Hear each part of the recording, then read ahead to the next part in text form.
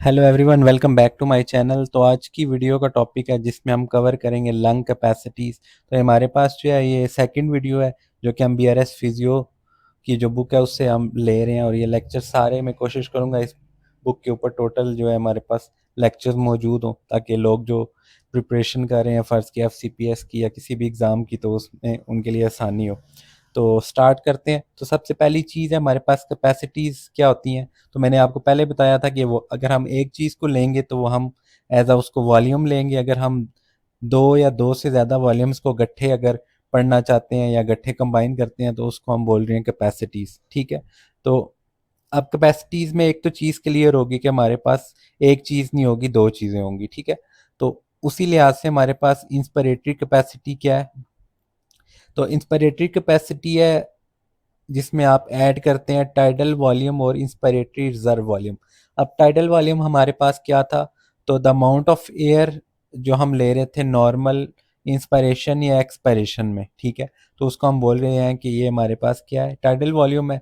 और inspiratory reserve volume में था कि टाइडल वॉल्यूम प्लस हम मज़ीद जो ज़ोर लगा के एयर को हम या तो इन करें तो उसको हम बोल रहे थे इंस्पिरेटरी रिजर्व वॉल्यूम, या तो हम एक्सपायर करें तो उससे बोल रहे थे हम एक्सपायरेटरी रिजर्व वॉल्यूम।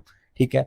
तो इन दोनों चीज़ों को जब आप ऐड करेंगे टाइडल वॉल्यूम और इंस्पायरेटरी रिजर्व वॉल्यूम को, तो उससे आपको देखने में मिलेगी इंस्पायरेटरी कैपेसिटी।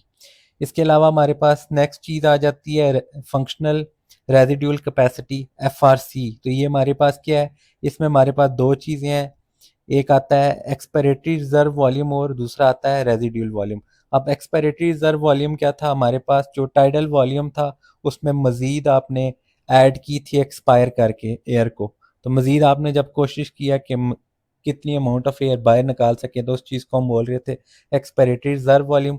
इसमें आप रेजिड्यूल वॉल्यूम को ऐड करेंगे। रेजिड्यूल वॉल्यूम क्या था हमारे पास, जो हमारे पास अमाउंट ऑफ एयर बच जाती थी लंग्स के अंदर। ये मैटर नहीं करता था आप कितना हार्ड या कितना ज़ोर से एयर को निकाल लें अपने लंग्स में से, इसके बावजूद कुछ पोर्शन जो एयर का था वो रह जाता था आपके लंग्स के बीच में से, तो उससे हम बोल रहे थे रेजिड्यूल वॉल्यूम। ठीक है।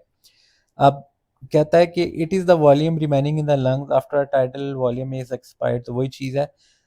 अब मैंने ऊपर आपको बताया था कि स्पायरोमीट्री में हमारे पास कुछ चीज़ें हम मेजर नहीं कर सकते, जिसमें क्या था हमारे पास रेजिडुअल वॉल्यूम पहली चीज़ थी। दूसरे नंबर पे हमारे पास कौन सी चीज़ है, तो वह है फंक्शनल रेजिडुअल कैपेसिटी। अब कोई आपसे पूछे कि क्यों नहीं मेजर कर सकते, क्योंकि इसके अंदर हमारे पास रेजिडुअल वॉल्यूम आ जाता है।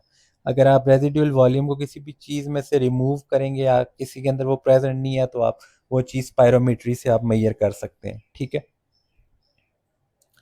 तो आप हमारे पास ग्राफ आ गए हैं, आप देखेंगे तीन तरह के बंदे जो हैं उनके ऊपर ग्राफ दिया हुआ है। एक नॉर्मल अगर है, एक एज़मा के साथ पेशेंट है, और अगर एक फाइब्रोसिस के साथ है, तो किस तरह ये ग्राफ हमारे पास चेंज होता रहता है।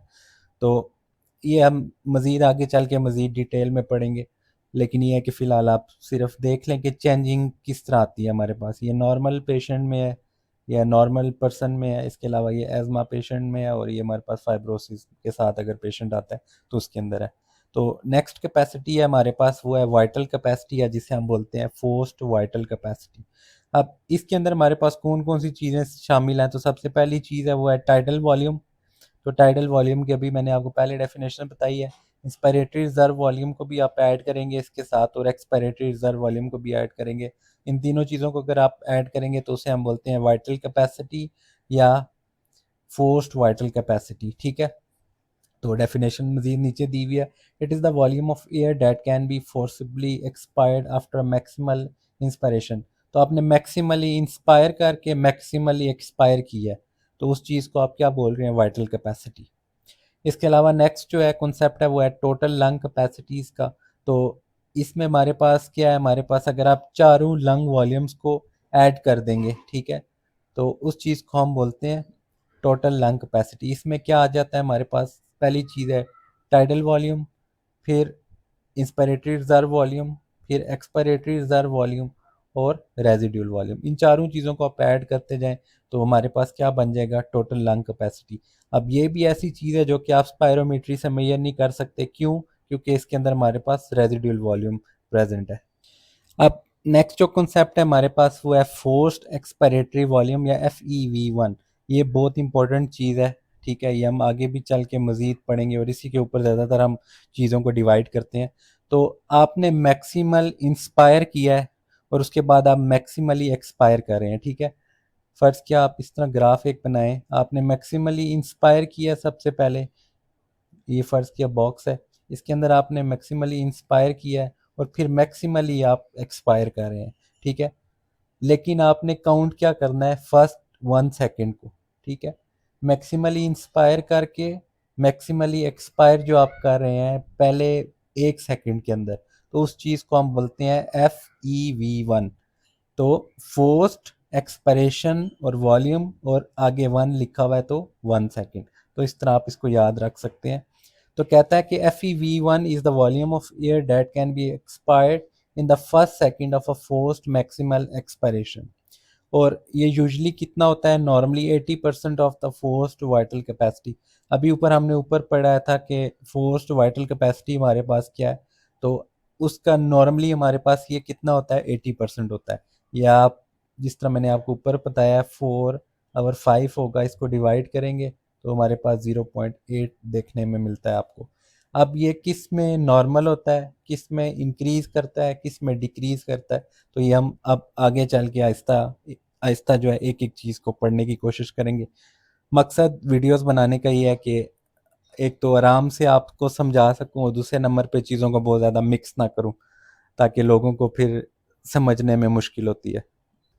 अब जो हमारे पास पैथोलॉजीज हैं लंग के रिलेटेड या रिस्पिरेटरी सिस्टम के रिलेटेड, तो ब्रॉडली हम उनको दो में डिवाइड करते हैं, एक होती है ऑब्स्ट्रक्टिव डिजीज़ होती है और एक होती है हमारे पास रिस्ट्रिक्टिव डिजीज़ होती है।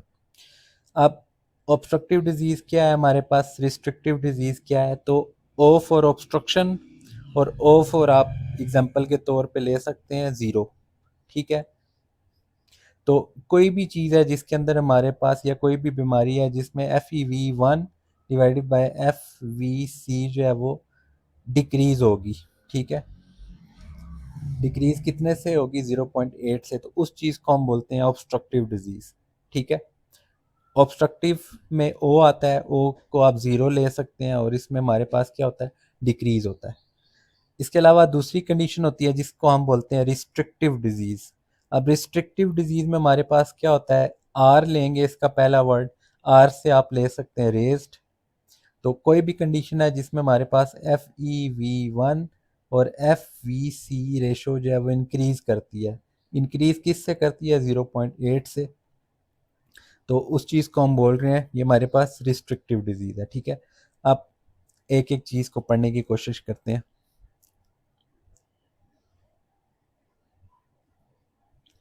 तो पहली चीज़ है हमारे पास ऑब्स्ट्रक्टिव। ऑब्स्ट्रक्शन,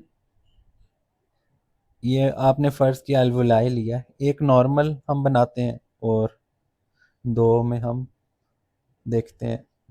तो अगर फ़र्ज़ किया बीच में आप नॉर्मल, ये हमारे पास नॉर्मल एल्वोलाई है और इस साइड पे हम ले लेते हैं ऑब्स्ट्रक्टिव डिजीज़ और दूसरे नंबर पे हम ले सकते हैं रिस्ट्रिक्टिव डिजीज़ लेते हैं, ठीक है।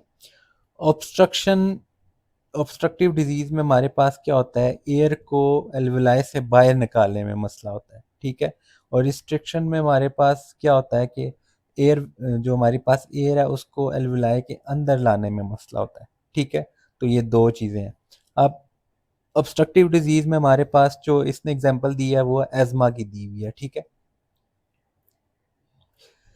अब इन दोनों में मतलब कॉन्सेप्ट जो है वो क्या चीज़ है, तो ऑब्स्ट्रक्शन में हमारे पास क्या, ऑब्स्ट्रक्शन टू एक्सपायर, ठीक है। और रिस्ट्रिक्शन किस में आती है, इंस्पायर करने में। तो ये हमारे पास जो बेसिक कॉन्सेप्ट ये है, ठीक है। अगर कोई भी चीज़ है जिसमें आप एयर बाहर नहीं निकाल सकते, ठीक है, बॉडी में से, तो जाहिर बात है एयर जो है आपकी बॉडी के अंदर ट्रैप रहेगी, ठीक है। जब ट्रैप रहेगी तो आपके जो लंग्स हैं वो फूले हुए आपको देखने में मिलेंगे, ठीक है। इसी तरह रिस्ट्रिक्टिव डिजीज़ में क्या होती है, अगर फ़र्ज़ किया एयर आपकी जो लंग्स के अंदर है वो सही तरह से आ नहीं रही, अगर सही तरह से आ नहीं रही तो हमारे पास मसला किस में आएगा साथ में, जब आप कहते हैं कि हमारे पास परफ्यूजन होती है या वेंटिलेशन भी कम हो रही है और उसकी वजह से हमारे पास किस में भी मसला आ रहा है, परफ्यूजन का भी इशू आ रहा है, ठीक है।